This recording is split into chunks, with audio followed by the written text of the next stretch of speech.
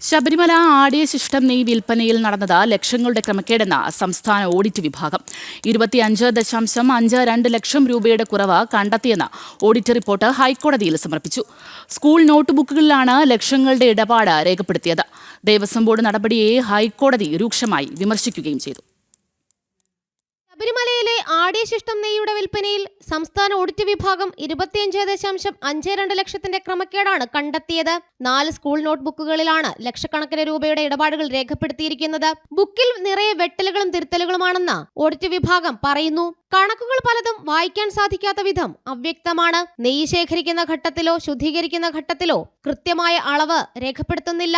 നെയ്യ് വിൽക്കുന്ന പൗച്ചുകൾ നിർമ്മിക്കാൻ ഉപയോഗിക്കുന്ന പ്ലാസ്റ്റിക് റോളുകളുടെ കണക്കിലും പൊരുത്തക്കേടുണ്ട്. ഓഡിറ്റ് വിഭാഗത്തിന്റെ ചോദ്യങ്ങൾക്ക് കൃത്യമായി മറുപടി നൽകാൻ ദേവസ്വം ബോർഡ് അധികൃതർ തയ്യാറായില്ല. ദേവസ്വത്തിന്റെ ഈ നടപടിയെ ഹൈക്കോടതി രൂക്ഷമായ ഭാഷയിലാണ് വിമർശിച്ചത്.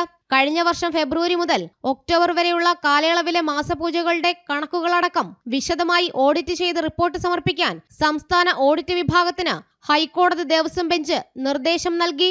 ജനം, കൊച്ചി.